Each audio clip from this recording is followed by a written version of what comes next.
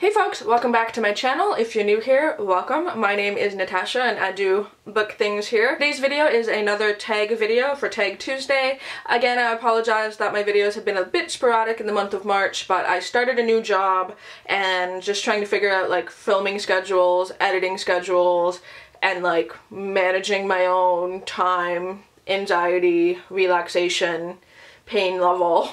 Just all of the stuff. It's been a little bit of a hot mess, but I'm trying to like get things calm down. Also, I was sick by like 7 different things this month, so just March is a fucking hot ass mess. But I decided to just do this quick tag. I was tagged by Ali over at Hardback Hoarder. If you guys want tag videos, she has amazing ones. She has them like every Tuesday. They're in like a playlist.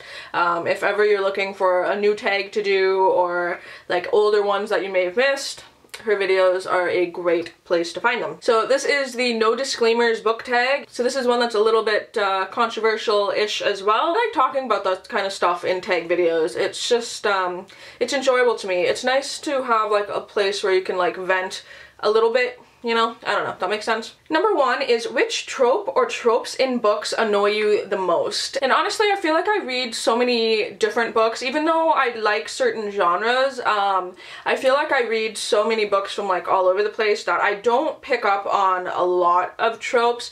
Just in general, like they don't tend to annoy me because I don't read consistently things that would be tropey, like the same trope over and over again. I typically will look for something different to read. One of the just things that I hate in books in general is like a 3-way romance, like a love triangle. I think they're overdone. I think they're just kind of weird. However, I have read some books that sort of have played off of the love triangle trope and have done it in a different way. One of them being One True Loves by Taylor Jenkins Reid. That book has sort of a love triangle, but it's managed in a way that I personally haven't read before. Typically, I will see something that is tropey and sort of overdone, and if the premise of it is sort of done in a way that's different, those are the books that I gravitate towards. I don't like the very typical triangle romance kind of thing. I also don't like in horror books where people just separate. I think that's just a stupid thing to begin with anyway.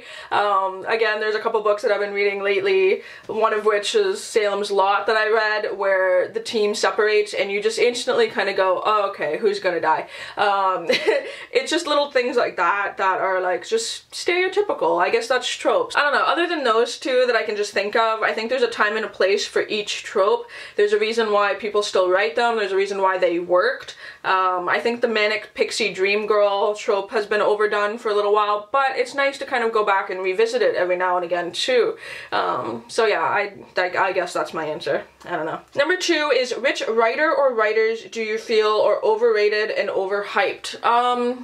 That's really hard for me to say, again, because I read so many different authors.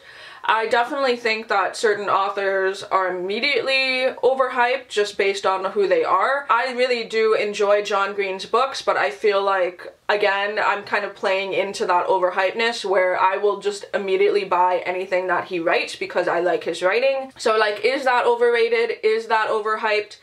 I don't know. Is it just like an author is popular? I think that more and more people are hyping up a new release from an author that is popular, but then purchasing it and then actually taking the time to like nitpick the book itself. So I don't think that an author's work is necessarily overhyped, but I think just the initial release of the work is overhyped. I hope that makes sense. There's no one that I've read that I can think of at the moment to where their work is overhyped, I feel like. I don't know. That's just me. Number 3 is what is your least favorite books that you've read since joining BookTube? My least favorite book that I did read was Hot Pterodactyl Boyfriend. I think we can all just agree that this is the worst book ever made. That is definitely my least favorite book that I've read so far on BookTube. I mean, there's definitely been things that I haven't enjoyed. I read that Sasha Grey book that was horrific. I think Colleen Hoover is absolute garbage, trash. Should just like, nope. I don't like Colleen Hoover whatsoever, so I guess that it actually is an author that is overhyped to me. I don't understand how people like her books, and I'm sorry for that, but I truly don't. I've read so many parts of her books and seen it where I'm just like, this is the most problematic stuff. Why are people still suggesting this as a good book, or something that they enjoy? Like, it's one thing to suggest it as something that you're like, oh god, if you want to read some problematic stuff, read this. It's another thing when I see so many forums after forums and Facebook groups of people being like, I need a like romance book, and people are like, November 9 by Colleen Hoover, and I'm like, ah, no, cringe. Oh, those are some of the books that I didn't like, and I guess Colleen Hoover is an overrated author to me.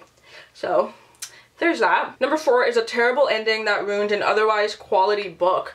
I don't know that there's been an ending necessarily that I haven't liked. I think there's been books that I've just have seen to completion where I could tell that the story just wasn't going to be wrapped up in a way that I liked it to be. Like, I don't think there's been one monumental book ending that I just went, bah, this is what killed this book. None that I can think of. Like, there's just been some that like are just meh. A lot of like mystery thrillers where nothing really happens that's big and dramatic. Like, I recently read Into the Water by Paula Hawkins.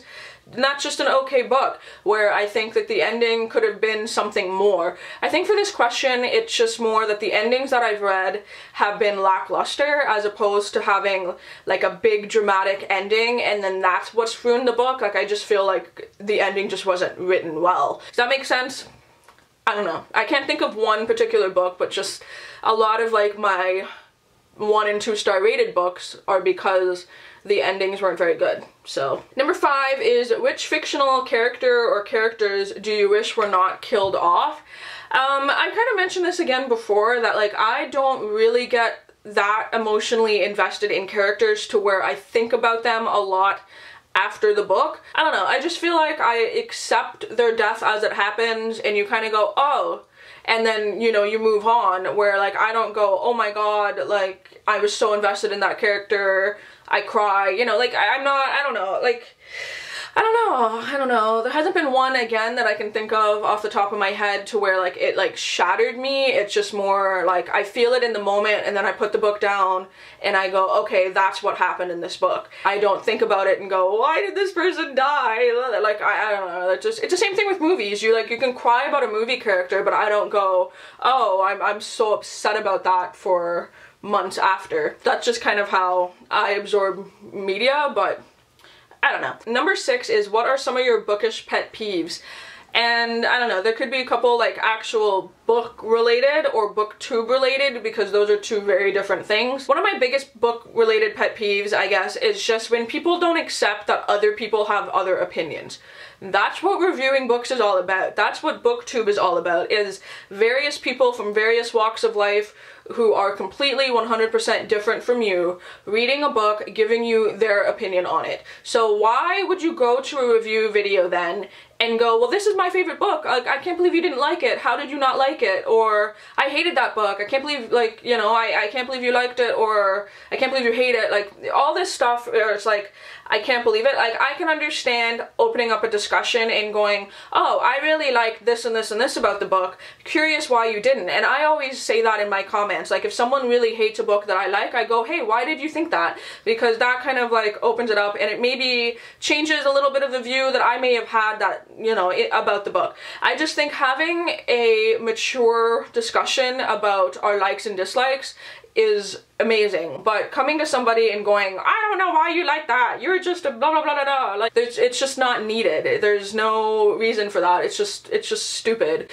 to like go, well, I really like this book, I hate you because you hate this book. Well, different strokes for different folks. Like, it's part of fucking living in the world. Like, not everyone's gonna like the things you like. That's one of my top sort of pet peeves, I guess, is just people who get like really defensive about books that people like or dislike.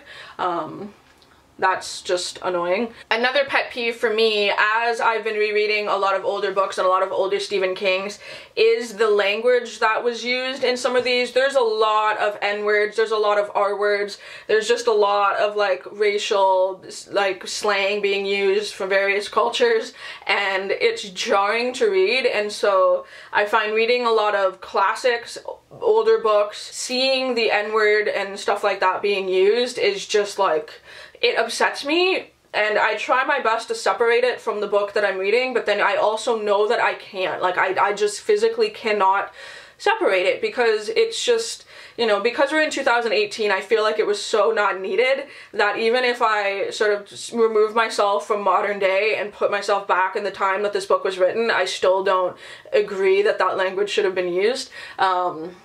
Anyway, that's just a pet peeve of mine, is just having that language in books and seeing it and reading it, and it's just like, makes me feel icky, it makes me feel gross, and I don't like it. So that's obviously a pet peeve. I think that should be most people's pet peeves, but again, yeah, those are a couple of pet peeves, I guess. I guess more of a lighthearted pet peeve is when the UK gets much better covers than the US and Canada does for books. Like, the UK covers of so many books are just so much better, and I'm like, I want you.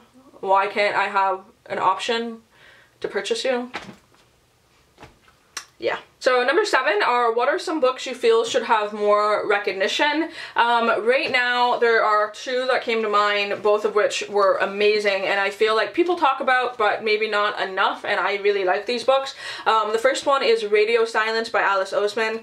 This book was phenomenal, 5-star book, and just the friendships in this and like teenagers moving through life and discussions was beautiful, and I think everyone should read this. I don't hear enough people talk about it, so that one is new, and I feel like more people should just go immediately pick up, because I kind of got my hands on it early because my bookstore put it out like 2 weeks before it was released. That is Tyler Johnson Was Here by J. Coles. Just a stunning, stunning book looking at police brutality, Black Lives Matter movement, everything that comes with that, and this was just gorgeous. It was written beautifully and it was emotional and just, yeah, gave me a lot of feels. I think people should just read this. If you like The Hate U Give, read this. It's like in the same sort of topic but very different stories and just important. So number 8 is, what are your thoughts on censorship and banning books? I personally think that people should have access to all forms of media. Yeah, there's some topics about like age restriction, but you know what? Like, I was reading some really messed up stuff when I was young and I turned out pretty okay. And I just think that people should be able to decide whether or not that the work that they're reading is going to be beneficial for them or their children, or if it's hateful content, if it's, you know, promotes a positive message, whatever. I don't think that things should be banned. I don't think that things should be banned from schools. I don't think that books should be banned at all, or any kind of literature, period. Obviously in the world there is a lot of literature that's very damaging. There's a lot of like hateful stuff, you know, politically driven, propaganda-y kind of stuff. It still holds its own importance. It just may not be important to you. Doesn't mean it's not important to someone else. Blah, blah, blah, blah, blah. I'm not gonna really get into that.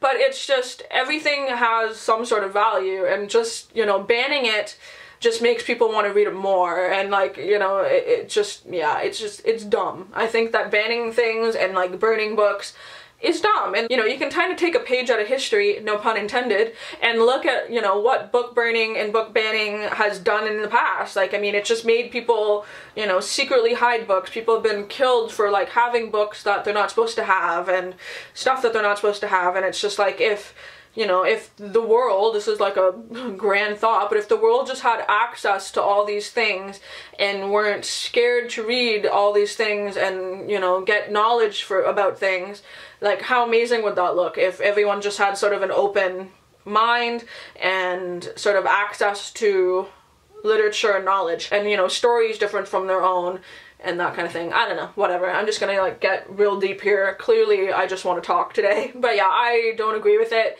and I don't agree with censorship. I think it's up to the person reading it whether or not they feel like they need to censor themselves from something, or you know, parents sort of keeping an eye on what their kids are reading, or not, whatever, whatever. And then number 9 is who do you tag? I'm tagging everyone who hasn't done this that wants to do this. I know that's kind of a cop-out answer, but I don't really care. I'm really bad at tagging people, so if you want to do this tag, please go ahead and do it. It's a great deal of fun. I would love to see other people's answers for this because I feel like it's sort of a more thought-provoking tag. Without making this too long, I do hope you guys like this video, and until my next one, I will talk to all of you soon.